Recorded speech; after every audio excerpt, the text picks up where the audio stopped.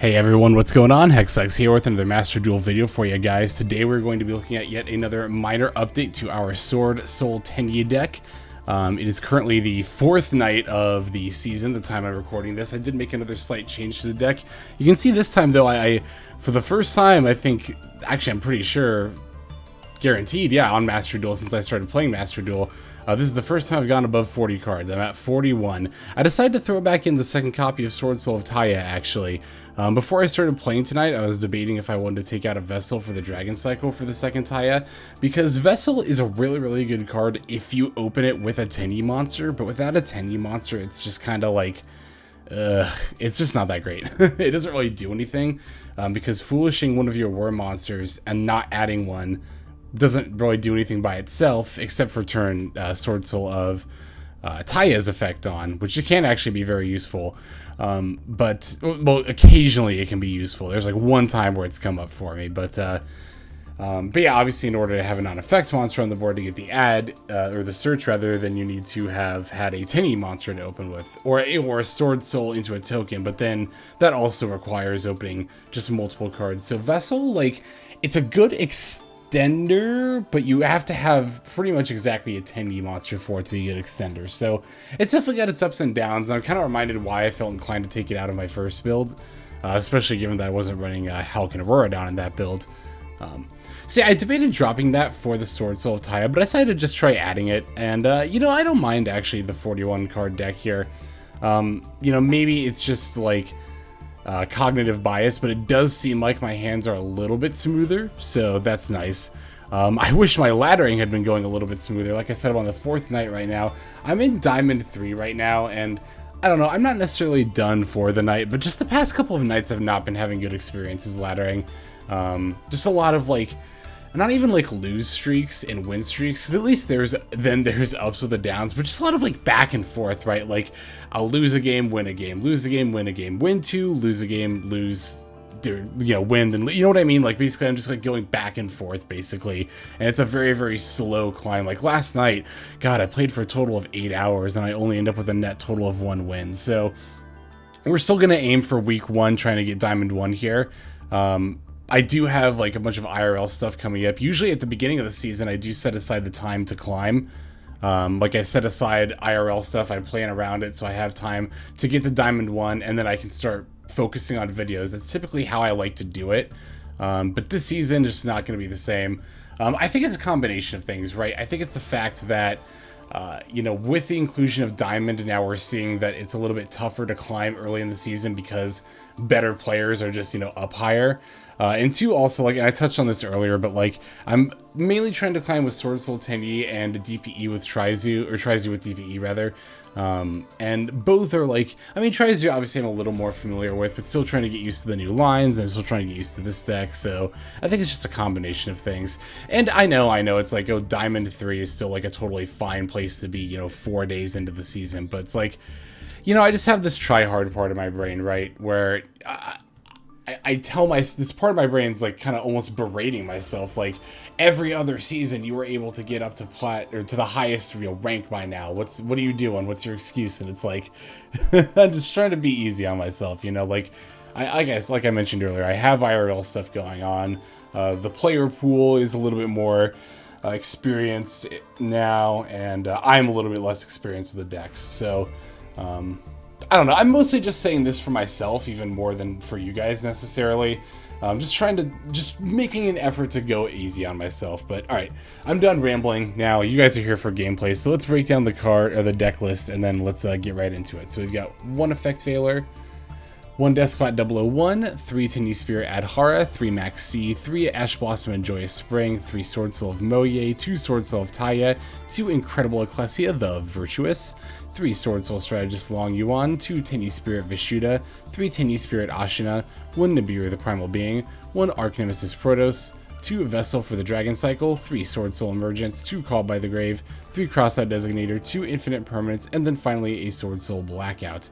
Now down here in the extract, we got a Yazi, Evil of the Yang Zing, 2 Baxia, Brightness of the Yang Zing, 1 Borreload Savage Dragon, been liking this card a lot actually in the deck by the way, 1 Draco Berserker of the Tenyi, 2 Swordsoul Grandmaster Chi Shao, one Chao Fang Phantom of the Yang Zing, one Baron de Fleur, one Swordsoul Supreme Sovereign Cheng Ying, 2 Monk of the Tenyi, 1 Crystron Halki Fibrax, 1 Shaman of the Tenyi, and then finally 1 Mecha Phantom Beast Auroradon. So, yeah, like I said, the build's not really much different. I just added the second Taia, which I actually do also like having multiple Taia. Not just... You know, it's not just that I wanted to take out, like, a vessel, right? I did find that the one Taia, honestly, I'm not into it. It's all you need, but there have been a lot of times where, like, a second Taia would have been very, very nice and could have even potentially won me the game. So, I'm still liking 2 Taia even without desires. I still don't feel inclined to add desires to this deck at this time. Especially wanting to stick to, even though I'm willing to go above 40, I still want to stick to as close as 40 as possible. It's not like the floodgates open, like, oh, now I'm just going to add 45 and 46. No, I'll just stick with 41 for now, but alright, let's go ahead and watch some gameplay. Okay, so this first game we're going to take a look at here is going to be against the Mirror Match. It's probably going to be quite a few. This actually, I don't remember off the top of my head actually all the games that I have saved, even though these are all from, like, within the last few hours. Okay, so we're taking the first turn here. This hand is okay. It definitely could be a lot better, right? I'm going to lead with the Longyuan here because I can Emergence for Taia and, like, go into my level 8 plays that way. I just want to lead off with Baron just to make sure, like, my Emergence doesn't get Ash pretty much because I am going to be relying on that to, like I said, go into my level 8 plays. And sure enough, they do have the Ash here. And I am willing to use my Omni Negate against it in this scenario. I think it's worth trading the Omni Negate in order to get, like, more plays on board, especially because we're going to add, like, a Chi Shao, which is going to have a negate of its own, so yeah, I definitely think it's worth it here. Like I said, we'll be adding Taia, because obviously we don't have anything to reveal with Mo Ye. Mo Ye would have been ideal, but nah, it's fine. It's fine to do it this way. And the reason, yeah, I went for Baron first, because I was thinking about it, and I was like, well, if I try to Emergence for Mo Ye first and they Ash, then I'm just going to have to go into Baron, and I'll have an Omni Negate up, but I'll only have the Baron, right? However, if I, you know, do it the other way, then I can, you know, potentially negate the Ash and go into more plays. I decided to Ashuna the Adhara out. I don't really have a plan for it, except maybe to use with this Blackout here. Except I can wheel the Ashuna then back to my hand. But basically just doing that while I can, because I'm only going to go into Worms for the rest of the turn anyway, right? You know, because we've already summoned a Baron. A really easy way, because sometimes it can be kind of hard to be like, should I Ashuna, like, or not? Like, sometimes you can get kind of, like, stuck mentally just trying to figure out whether or not you should use Ashuna. The things to keep in mind with that, if you're running an extra deck similar to mine, are, like, Baron, and then also Hulk, Auroradon, and then in my case also the Borreload. But basically, we only are playing a handful of non-worm options here, so if you can just, like, figure out what those are, then basically from there you can kind of decide, like, okay, do I need to actually you know, use my, or do I need to actually use my, or can I use my Ashuna now, or do I need to summon non-worms? Is basically what I'm getting at there. So for my build, it basically comes down to, do I need to Hulk Aurora online? Am I planning on getting Baron? If the answer to either of those is no, then we can go ahead and use Ashuna, like in that scenario there. So anyway, I'm going to go ahead and use my Baron here. I actually debated whether or not I wanted to keep this Baron out during the standby phase, or just actually get the Taia again. I decided that ultimately, given my opponent's position, it was better to try to pick apart their back rows or pick off their back rows with the Baron here. So that's why I decided to keep it on board. I am a little weary of Blackout, although they would have also probably, you know, activated Blackout by now. So, oh, no, I'm sorry. I activated the Baron. I totally misinterpreted what I did there. No, what I did was I activated Baron's effect during the standby phase, and then they responded with Call By. As I was saying that, I remember, because I was like, no, I remember playing it out differently when I was actually playing the game. So yeah, I did activate Baron's effect during the standby phase in an attempt to get Taia out. They respond with the Call By the Grave. So, that being the case, I'm still weary that this card might be Blackout, so I'm going to go ahead and battle with the Chi Shao over the Taia before then normally my Valor, and then Valor, and then going into the Halki Fibrax line. But that's why I battled before doing that, in case you were wondering, because a Blackout would have definitely been very, very devastating there, and I just didn't want to take the chance. Like, yeah, we did miss an opportunity to, like, you know, potentially go for a game, but yeah, I'd rather do something a little bit more secure here, so. Yep, now at this point we can go for the Halki Fibrax line, and then of course the Nibiru, so we do at least have the Maxx to get a couple of draws here. But, and then their face down card actually ends up being a Crossout Exterminator, not a Blackout. I kind of figured, actually, because now, actually, I kind of figured retroactively. In the moment, I wasn't really thinking about it, but if it was Blackout, you could have just used the Blackout in response to Baron's effect, right? Because that still would have stopped me from getting my monster back, I'm pretty sure, because Baron is an if you do, right? Yeah, return this card to the extract, and if you do, summon that monster. So I am going to use Vishuda to bounce the Nibiru here, because, you know, that way that'll protect my token. And then also then, well, yeah, it'll basically just protect my token, which is kind of my main way of, not making plays, really, but just having a threat on board. Although we can potentially make plays with it since we have, like, the Tenyi stuff.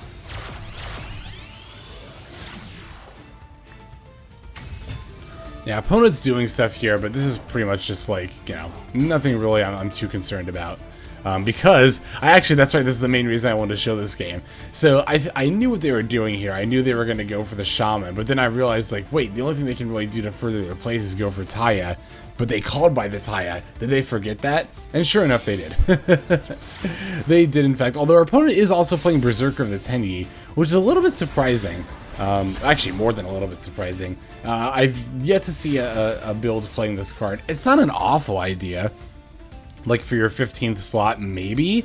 Where, like, I have, like, the Borreload Savage Dragon. Some people play Dragite. Some people play Denglong. Some people play, not just Dragon. Some people play Herald. Some people play Omega. I guess you could play Berserker of the Tenyi. That's a really, really niche option. Pretty much the scenario my opponent was in is like about the only case where that would actually be useful. So that is to say, we have a Shaman plus the thing it brought back. You can't really go for a synchro play. You just need to beat over something big. But that is a super specific scenario, and that's kind of one of those scenarios too, where if you're playing that like decently, then you really shouldn't find yourself in a spot like that too often. So. Did we just rip that Mo Ye? I think we did just rip a Mo Ye off the top because we're just, yep, the luckiest player in the world. So we just casually peeled a Mo Ye off the top of the deck. That's going to let us further enable some plays, and then we can just keep on going from there. If I hadn't top decked Mo Ye, I would have had the Ashuna in hand as well as the Adhara and the Vishuda in grave. I mean, I could have bounced, you know, their Berserker and gone for a Shaman play myself, so I still would have had options. Oh, excuse me. I still would have had options even if I wouldn't have top-decked Mo Ye there, but top-decking Mo Ye definitely does just expedite the process. Okay, let's go ahead and look at the next game. Next duel here is going to be against a Eldritch stun deck. I say stun even though all Eldritch decks are stun, but this one's also playing Inspector Border, so some more like traditional stun cards.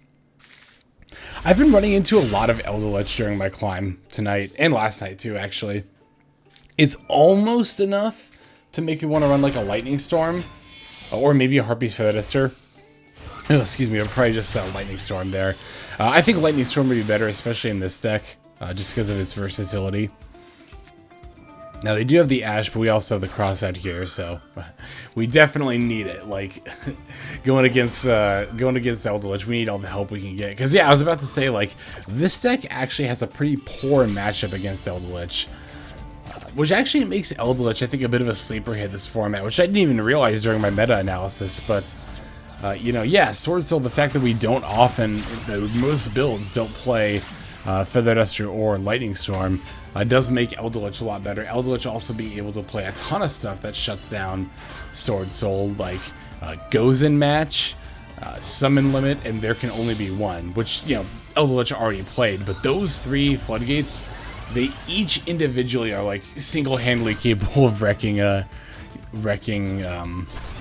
Swordsoul here, because Goes in, obviously we play a ton of different attributes.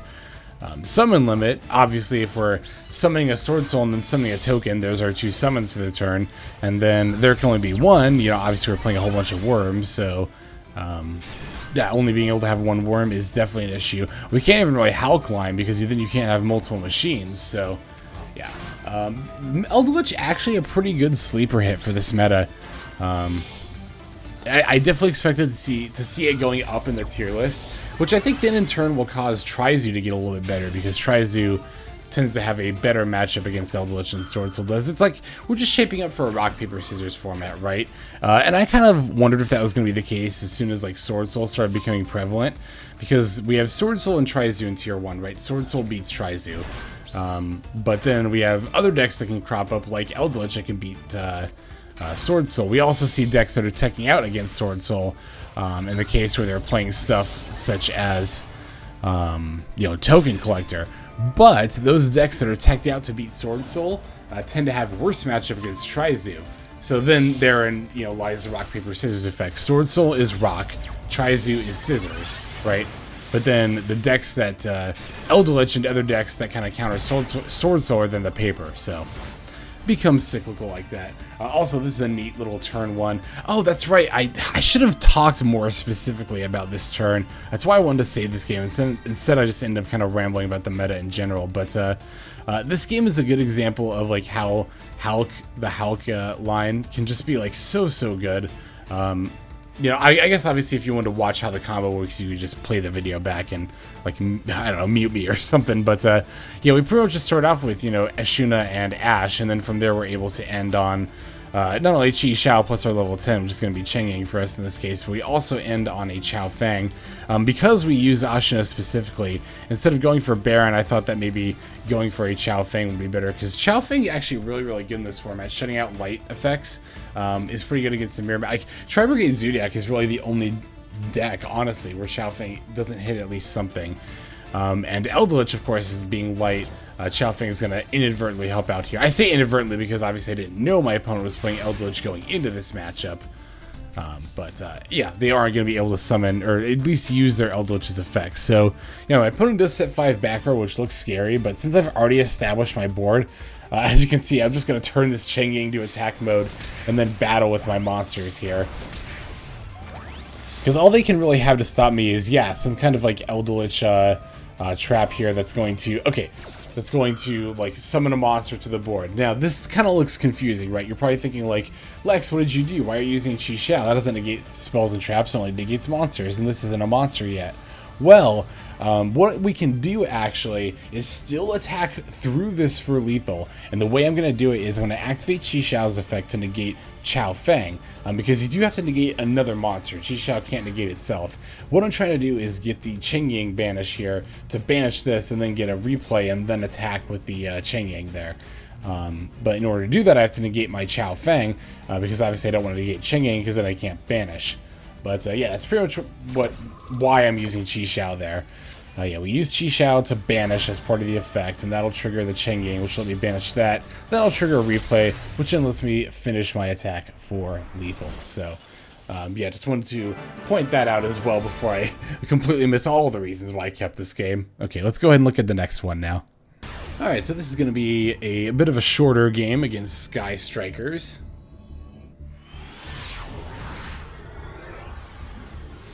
Let's see what we've got here. Well, I know what we've got. We've got Sky Strikers.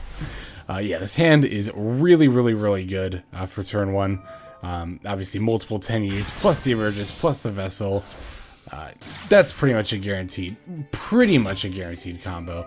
Now, my opponent, interestingly enough, pulls the trigger on the DD Crow here on the Ashuna, which I definitely advise against doing, right? In most scenarios, like really the only scenario where I would need to Ashuna here is if I had like a Vishuda, and even then I would have specialed Vishuda first. Then you could have DD Crow'd my Ashuna, because then you could have known, what I was going to do here.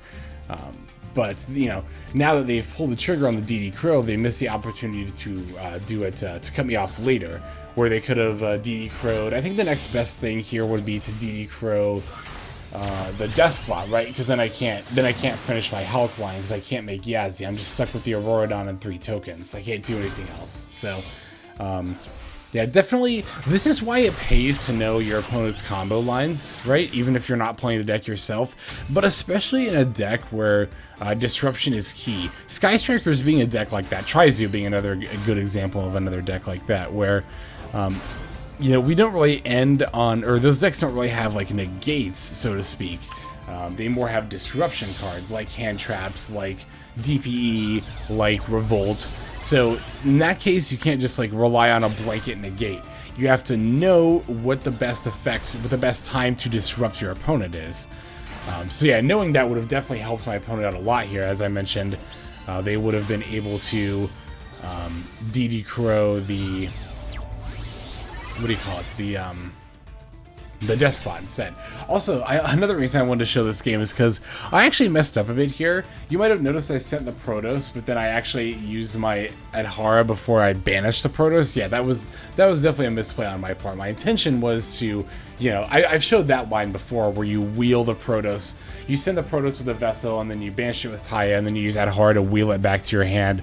And I thought, oh man, I totally messed up on that. But then I realized, wait, if I'm not going to Protos, then I can still actually do something a little bit different, which might actually end up even being better.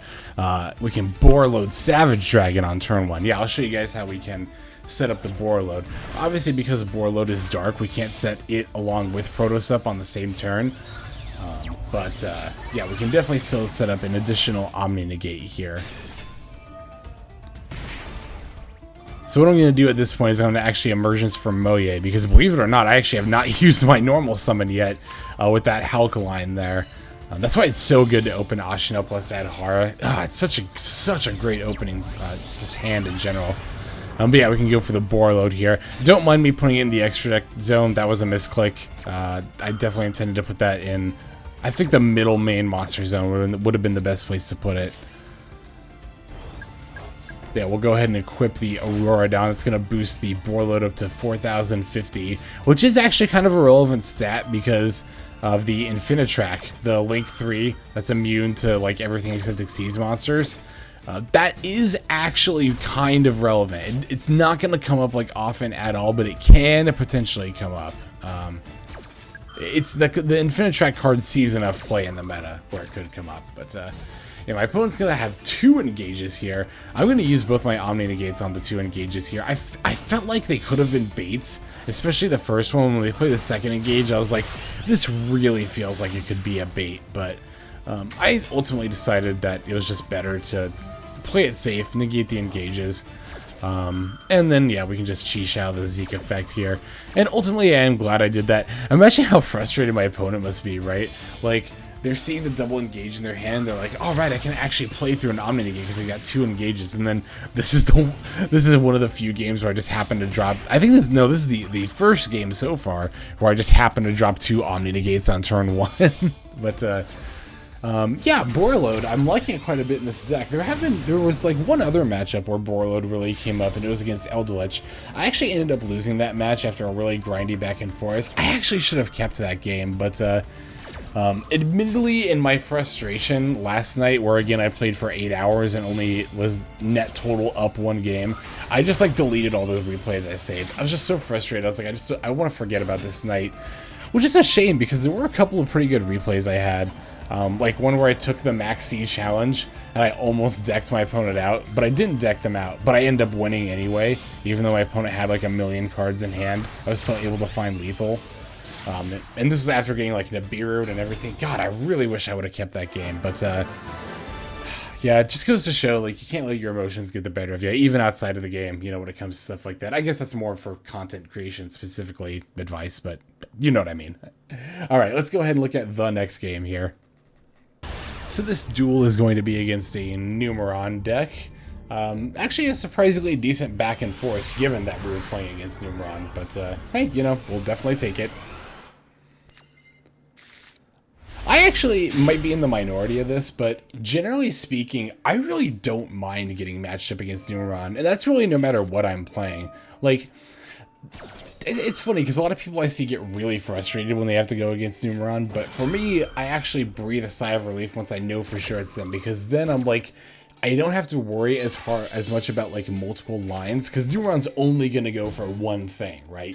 They're only going to go for the OTK. So you can like shift your entire playstyle to play around that one line. And if you do that, then, well, then you're good.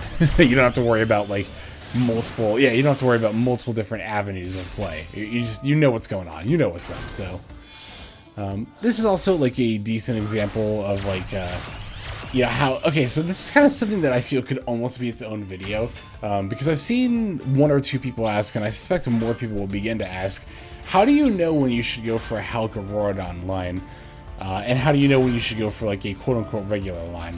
And it's definitely a bit of a science, right? And it's definitely one I'm still trying to suss out. Because you see there, right, I activated Emergence, and the reason I activated Emergence first is because I knew I wanted to go for the Hulk Borreload line, but obviously I didn't want to get Ash, so I'm like, okay, I'll use the Emergence to bait the Ash. But then I had the Crossout as well, and then I actually decided to let I decided to cross out the Emergence anyway, or the Ash for the Emergence anyway. And then I was kind of like, well, I can add Taia, or I can add Mo Ye, but I ultimately decided to add Taia and then go for the Hulk line. Because I felt the Hulk line potentially baited out. Well, one, they already used their Ash, and I knew they didn't have a C. Well, I actually didn't know they didn't have a C, but yeah, I don't know. It really is kind of weird. And again, I'm still trying to figure it out myself. But in this case, I figured, like, okay, I can Emergence for Taia, and then that can just be my backup. Because I am going to have to use the normal summon to go for the Hulk line. So, and that's actually another reason why opening like Ashuna plus Adhara specifically is really good. Because you can go for the Hulk line without having to use your normal summon. And that's obviously insane. So, yeah, my opponent summons Planet Pathfinder, and then I'm like, okay, so it's a Numeron, but you have the Nibiru on board, so you can't actually go for your OTK. So, this Nibiru, which did look like it was wrecking me pretty hard here, is actually going to be what ends up causing me to come back and ultimately win this game. So, yeah, we're going to summon Taia and activate the effect. They've got a droplet sending the terraforming, but, like, again, at this point, I'm at 5,000 life points. I know they can't really summon anything else besides Nibiru, except maybe another Planet Pathfinder, which they do, I think, actually end up doing. Yeah, they do, yep. So, like, yeah, and I know one of those two cards is a Numeron network. I figured the other card's probably dead because it hasn't come up at all as, like, you know, an option. So, yeah, they can keep adding Numeron networks all they like, but again, as long as they've got this Nibiru out, they can't actually OTK me here. So, here we draw the Ecclesia, which is nice. I'm going to go ahead and activate and use the effect here. Grabbing a Mo Ye. We'll activate Mo Ye's effect in order to reveal this Vishuda in our hand. And, yeah, again, I know my opponent's got 3 cards in hand, which, again, against Numeron can sometimes be scary because they play a lot of hand traps because they're going second deck. But, again, I know 2 of them are networks, and the other one hasn't come up the whole game. So, yeah, I'm pretty reasonably confident here in my ability to just keep playing this out. But one thing I do have to keep in mind here is, you know, given my setup, I don't believe I can actually lethal. No, wait, I can lethal because I haven't.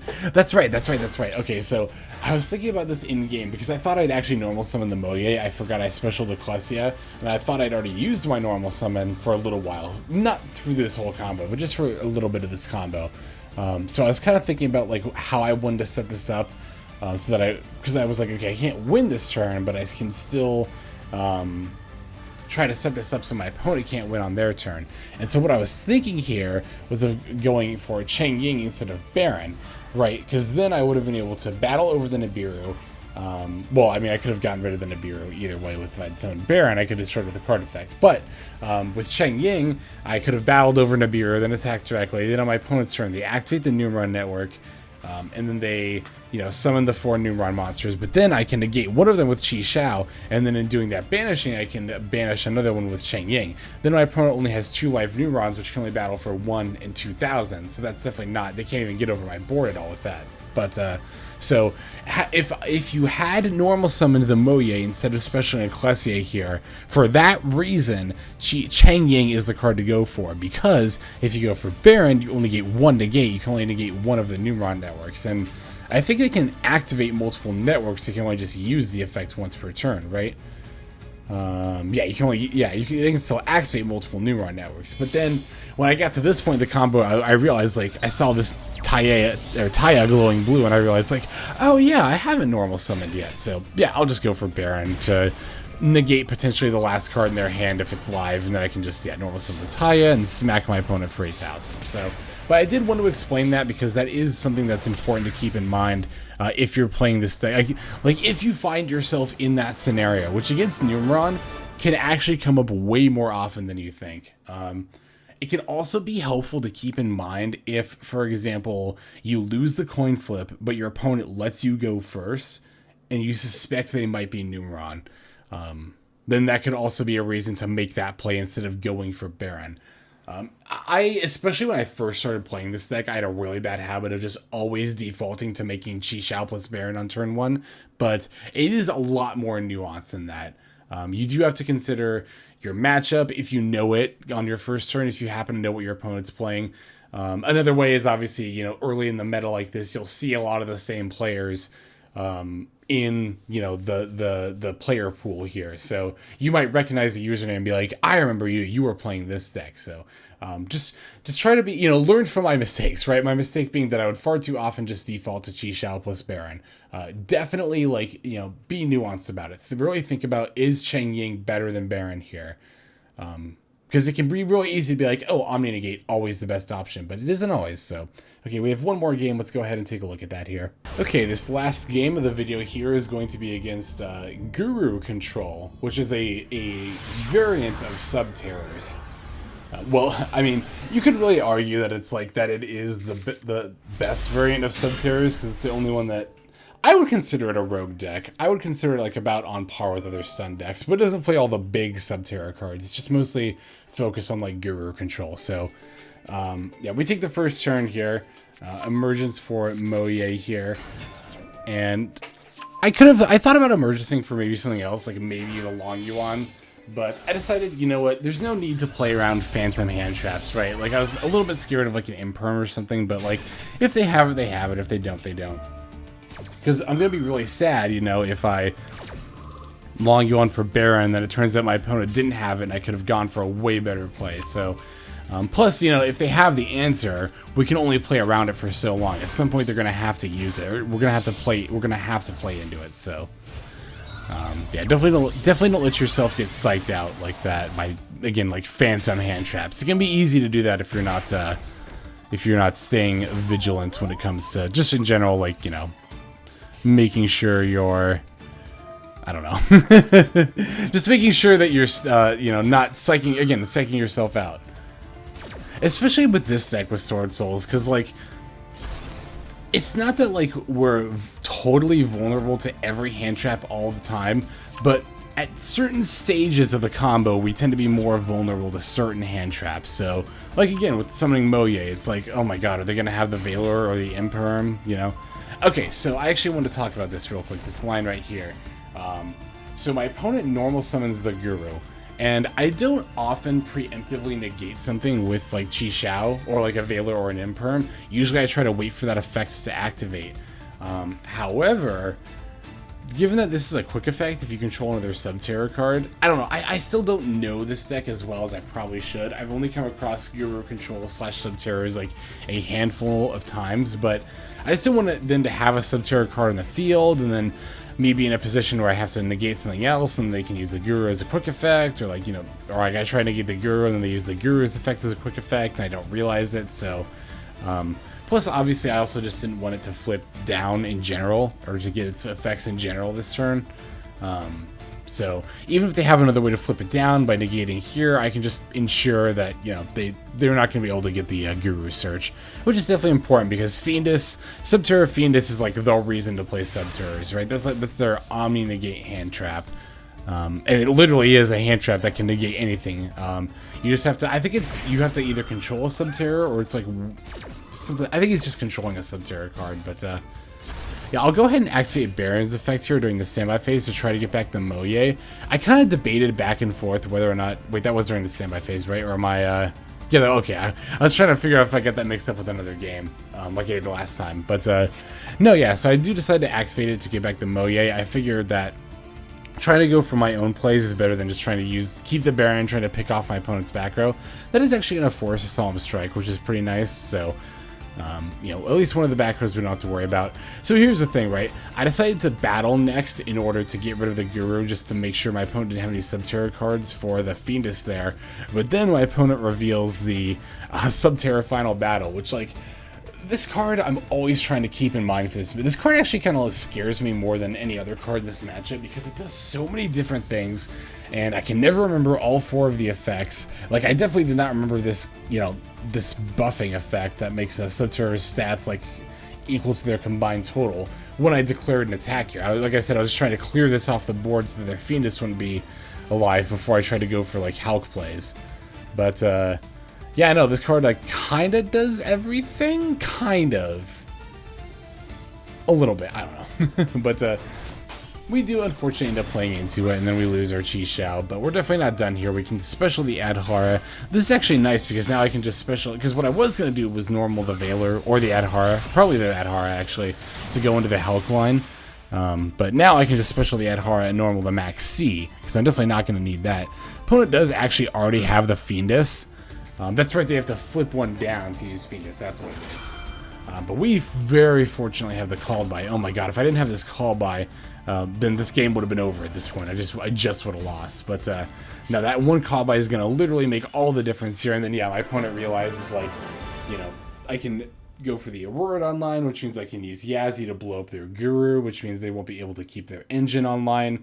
And as with any other stun deck, Guru control, if you shut down their means of getting advantage, then and or having threats on board, then they pretty much just can't do anything, even if they have like all the floodgates in the world. So, all right, that's going to do it for those games. Let's go ahead and move on to the outro.